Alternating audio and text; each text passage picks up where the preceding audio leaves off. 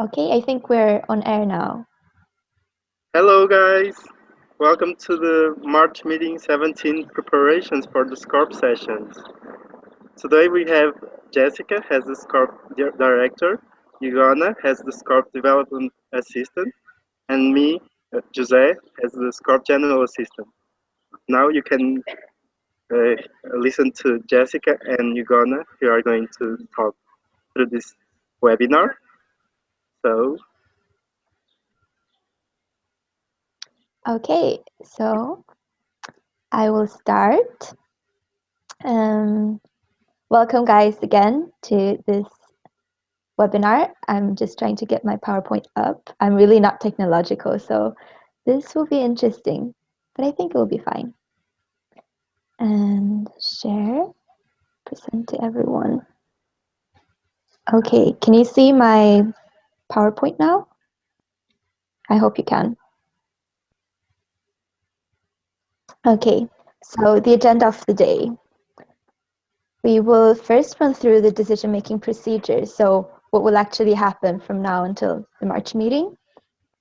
And then we will look at the proposals that we will vote upon, which is the SCORP vision, mission, and key terms, the TNHRT regulations, and the SCORP camp selection, but rather actually the basis for the regulation and the future of SCORP camp. And then we will wrap up with some general GA preparations and also have some time for questions and answers. So this should be a rather short webinar, and we are estimating the duration to be around 30 minutes maybe, but it also depends on how much questions you have and so on.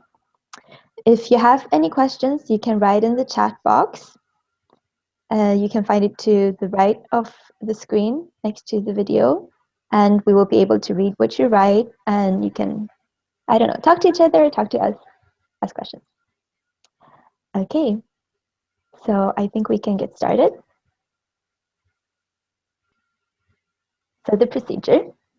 And our aim was to create a process where members can input as much as possible and where as many members as possible can be involved. I don't know if I'm echoing right now, but maybe if everyone who is not speaking can stay muted, it will echo less. Okay, you can also write if you cannot hear me clearly in the chat box. Okay, so this is a rather important process because our decisions in the future as SCORP will be determined by this. So for example, how we will select SCORP camp hosts in the future, what you need to do in order to host the TNHRT, what you can expect from a human rights trainer, what kind of activities we will prioritize, etc. Here's the timeline. So we shared with you 3 proposals some days ago as documents on Google Drive, and you have access to comment there. So you're all invited to leave your suggestions and thoughts. And if you don't have this document, you can always contact us in the SCORP International team. You can also write in the chat box. So in 4 days from now, the first call of amendments will be closed. So after that, you won't be able to comment anymore in the documents. And we in the SCORP IT, we will revise the proposals and we will try to incorporate the changes that you've suggested. On the 26th of February, we will publish a final version of the proposal with your suggestions incorporated, hopefully. And after this, you can propose amendments again until the 4th of March. However, these amendments will be voted upon separately in the voting. So we would prefer to have as few amendments there as possible in order to make the voting procedure as easy and smooth as possible there. So it would be really nice if you can leave your comments before the 22nd of February. And then at last, we will have a vote. And just like last year, it will be during the General Assembly for the people who are there. But as we know that some NMOs, national member organizations, have difficulties attending the meetings, we will also offer them the possibility to vote online. And the online vote will be open for 24 hours. It will be done through a Google form. And you will, of course, receive more information about that when we draw closer to the date. And there will also be some time during the General Assembly, during the SCORP sessions, in which we can discuss the proposals and the votings, and if there is anything unclear or anything you would like to change and so on. Okay, and the question is then, who can vote? There will be one vote per NMO, and this will mainly belong to the NORP or the equivalent. And also the NORP can select a representative for the vote. So for example, if the NORP themselves is not attending the SCORP sessions, someone else can vote instead of them. And in case SCORP is not an established committee in your national member organization, but you still would like to input on this, just contact us and we will solve it. In order for the vote to run smoothly, we will have a list of voters. So it will be either the NORP or the representative, and your regional assistants will contact you in order to collect this. So I think that's all for the procedure. And just let us know if anything is unclear. Oh, okay, sorry. Let me see. Yeah. Can you see the presentation now?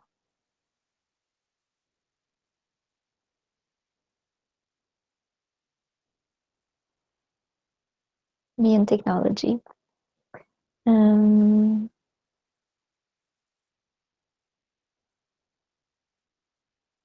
just gonna wait for a while.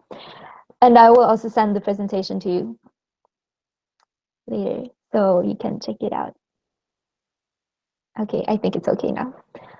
So, thank you for letting me know. And just right. Okay, great. So moving on to the actual proposals, starting with the vision, mission, and key terms. And this is, of course, something that we've had throughout the years, and it has been on the IFMSA page, amongst others. However, the members have, as far as I know, not been consulted in creating this. So it was kind of up to the SCORP director to define what we actually are. And so we decided to collect input from the members to see if everyone actually agree on this, and also because it's important for the members to know what SCORP stands for. So we collected input just in December. In mid-December, we sent an input form together with input for the March meeting. And from this, we have tried to revise our stance. So for the vision, we didn't change that much. We added peaceful, considering the fact that we are the Standing Committee on Human Rights and Peace, and we tend to talk more about human rights and not so much about peace. And then we removed disasters specifically, as there is no need to define this in particular, as human rights violations happen in a lot of places. And as for the mission, we removed humanitarian action, as this would be a method amongst many in order to reach human rights. And we don't want to put too much emphasis on this in particular. And then we tried to better reflect the work that we actually do, adding the advocacy and those kind of things. For the key terms, we try to have a broader definition of human rights, because before we pretty much limited it to the Universal Declaration of Human Rights. And although this is the most accepted definition, it's not the only thing we can talk about or think about. And then for peace, we try to clarify and better explain what positive and negative peace is. And then we also decided to mention a little bit of inner peace and peace of mind, as it could be interpreted as such. And but according to how we perceive the Standing Committee, it's not the main focus of our work. So in order to prevent any misunderstandings, we just want to clarify this. And of course, if you don't agree, it will be revised and you can input on that. So that's the whole point of the process. And then I will give the floor to Ogana. And I will try to show Ogana as well, if you unmute yourself. Okay.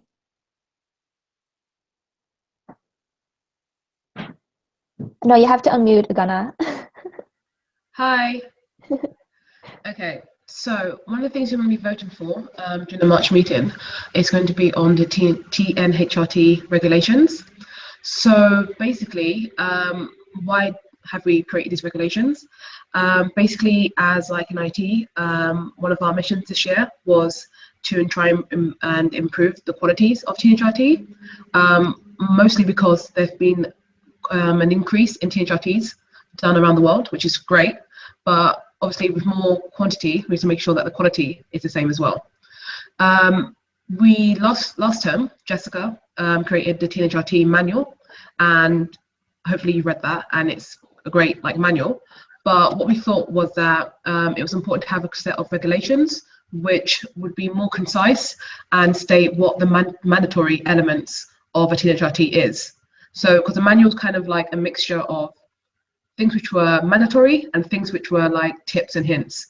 And we thought it's better if they were separated, so that if you're like an OC or trainer or participant, you know exactly what a TNHRT has to have in it, and then the manual separate as like something which you should do in a TNHRT and ways to improve in TNHRT. So we created a small working group in October to create this set of TNHRT regulations. Most of it isn't like new stuff. It's things which we've adapted from the existing manual, and we've kind of like moved them into a set of regulations. It's been shared with all of you, and the final draft. And to be honest, there's not that much which is maybe controversial in it, but there are some points which we would like input on. One of the things is like, what is a required, could we have a list of required sessions? What should be a required session? And also at the graduation point as well, what should be a required session once they graduate? Like, can they do any sessions or just certain types of sessions? And that's basically it. I don't know if I missed anything out, Jess. No? I think it's good, yeah. Okay, cool.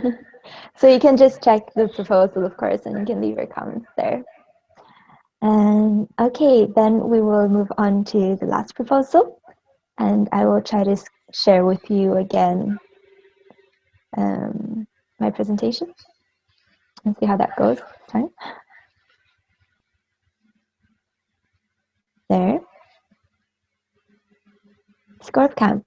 So first of all, what is SCORP Camp? I think most of you know, but just in short, it has been a summer training camp, or kind of like a sub-regional training with different workshops held for the 4th time last year in different countries.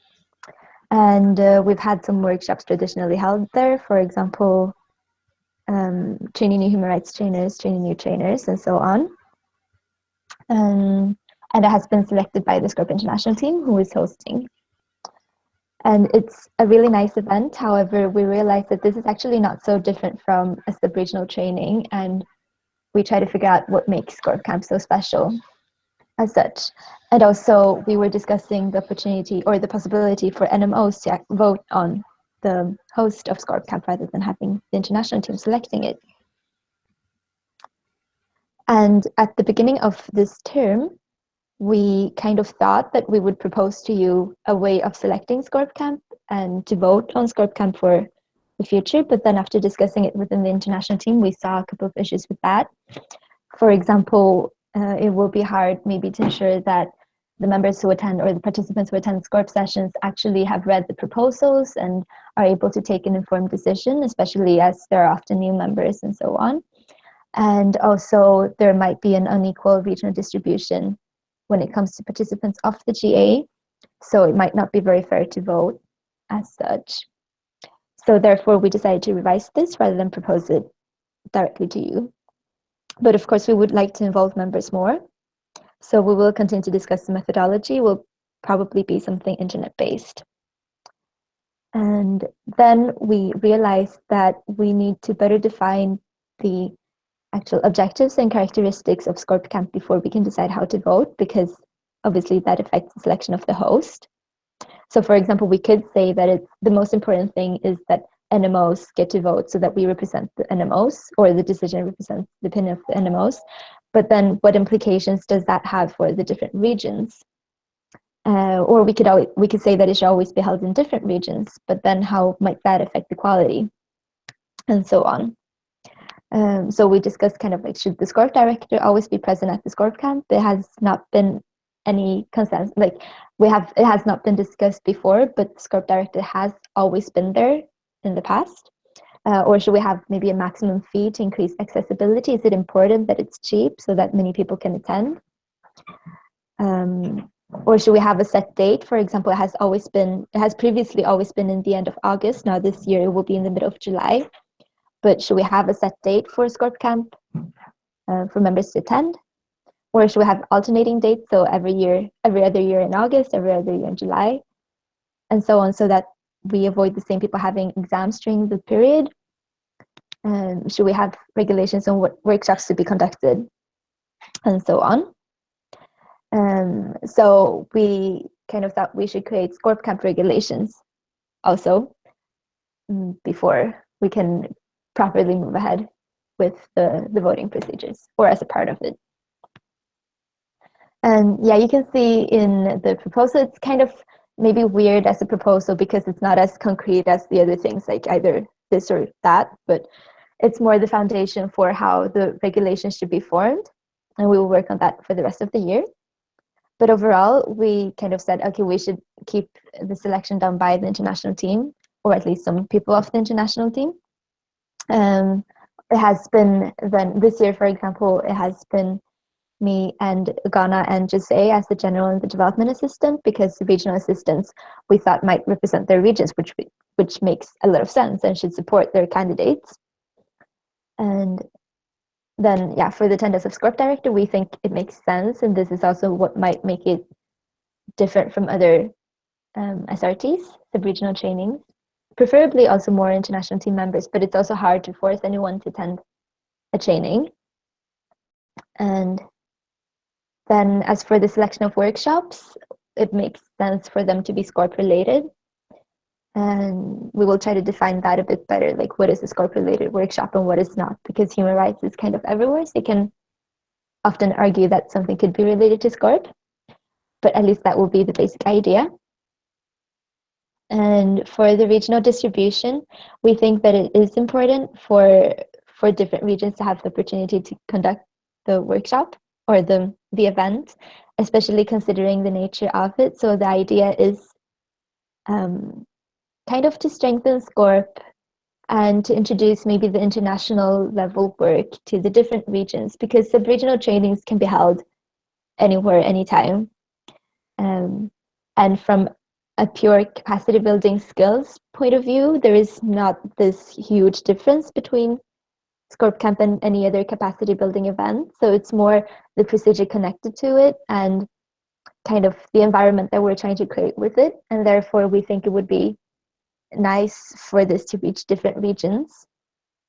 Whereas, of course, we will always encourage everyone to do TNHRTs and to do SRTs and so on. And then as for the dates and duration, we said it might be nice to have a set time, or at least a range of in which SCORP camp will be held, but this hasn't been discussed so much. So we are very happy to hear your input on this. And we will also discuss it within the international team and with the regional assistants and so on. And what else? Oh, and then for the role of the SCORP IT, we want to continue to have the SCORP IT, as I said, selecting. So we will revise the application procedure and the selection criteria, and also set out regulations or set out guidelines for how the SCORP IT should support SCORP camp and so on. So these are actually mostly like suggestions or areas in which we have to do more work, but we just want to check that we are all on the same page already from the start. And yeah, feel free to leave your comments on this. Okay, so that's actually all for the proposals part. So now this time is more for preparations generally for the General Assembly. And I was thinking, I don't know which of you are attending the GA, I hope all of you. And I don't know how experienced you are if you have attended a lot of GAs before. So I feel like it wouldn't make that much sense for me to just talk about GAs. Rather, I would be happy if you can write any questions you might have in the chat. And overall, I think everything is quite straightforward, but then again, this will be my 6th GA, so it's easy for me to say. But most things you can learn and figure out during the meetings. And you can always approach the international team and the sessions team there. So overall, if you've read the survival kit and if you read your emails and stay updated in the MM17 SCORP sessions Facebook group, then you are good. So I'm thinking if you have any questions, both regarding the GA in general, but also regarding the proposals that we have and the decision-making procedure, just write it in the chat and I will keep on talking in the meantime, because I know there is a bit of time lag between what you hear and what we say. And if you don't have any questions, then I'll just keep on talking. So just some things you might want to think about, or that you might want your delegates to think about before leaving for Montenegro, is that join the Facebook group, read the survival kit, read your emails. And in the Facebook group, you will see, or you might have seen, that we are sharing a bit of homework for you. So these are tasks related to different sessions, mostly, that we would like for you to do before you come to Montenegro, because we think that this will increase the quality and the level of the sessions. So do them. And one of the things that we will share soon is also the policy documents. And you might have seen them already because they have been shared in the Facebook group before, the official Facebook group, and also on the email server. So it's a policy document that we will vote upon, and which the procedure is kind of the same as for the decisions that we are making. So there will be a final version presented to you tomorrow, and then any amendments to the policy documents will be done in the plenary and voted upon like separately. But check it out, and because we will also discuss how these can best be implemented in your NMOs. I saw your question, Wael. The question is, will the voting be done during the sessions or in the plenary?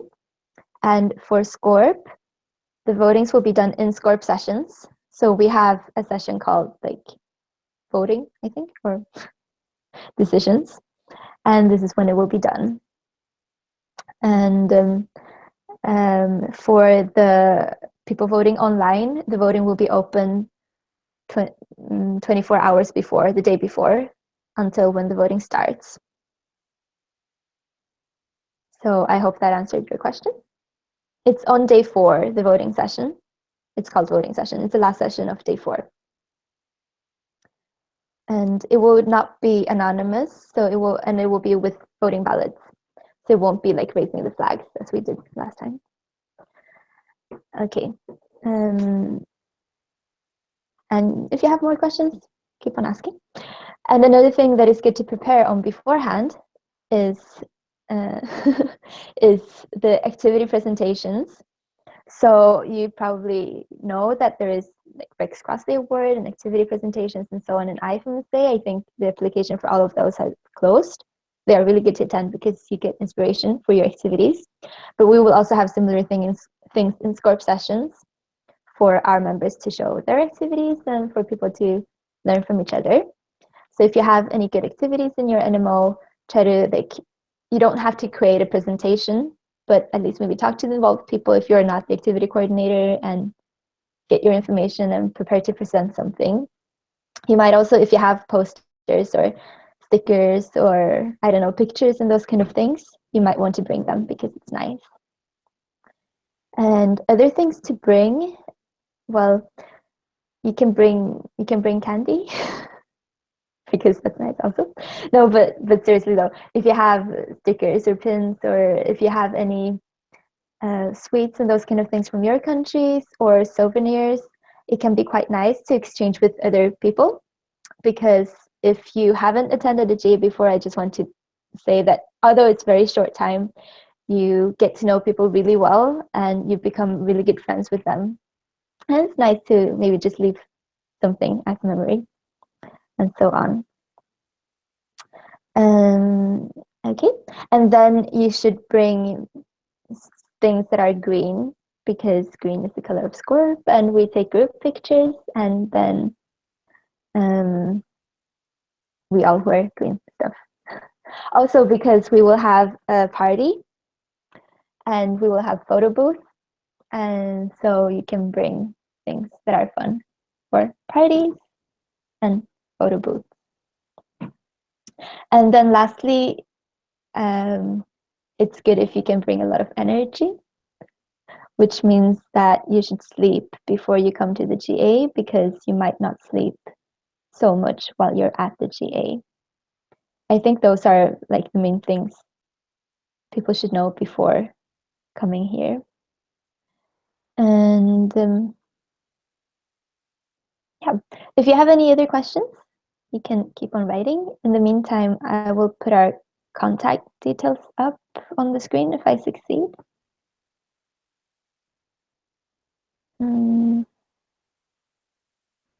There.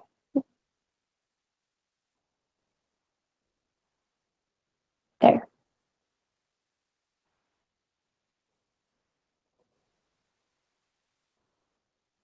So I got a question on the voting for candidates for SCORP Camp.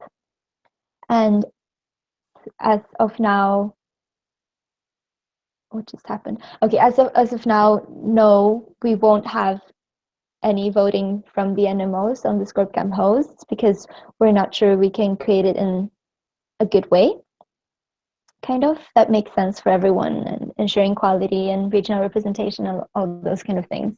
But there have been a lot of different suggestions coming up on how we can do the voting. So we could do like online voting, we could do like every region gets a vote, although I don't think that is really fair either.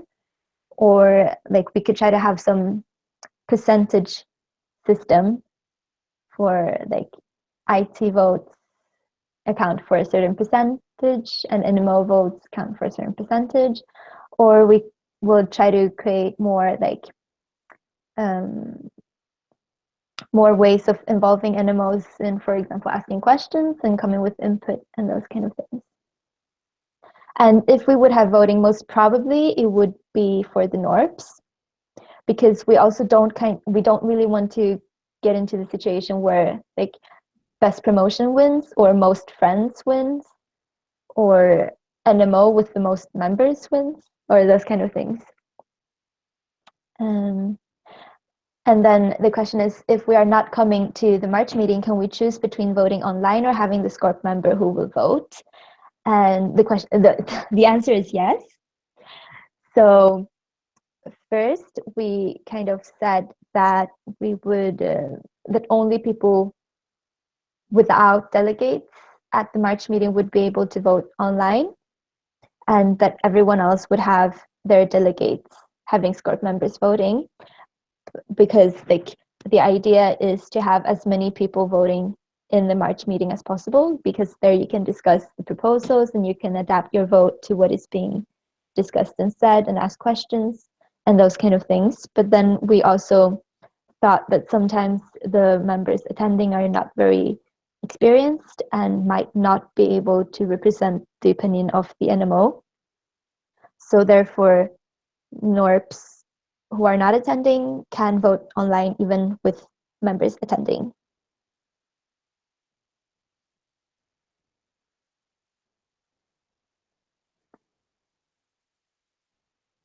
Any other questions?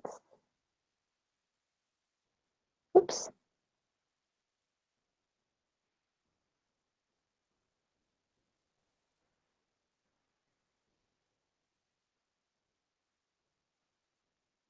So if you have anything else you're wondering about, you can always email us or contact us any other way you want.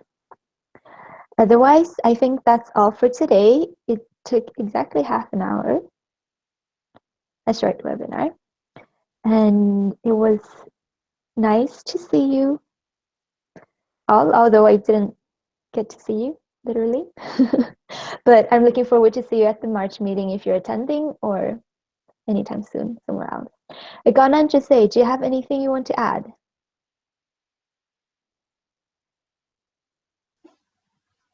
No, nothing from me.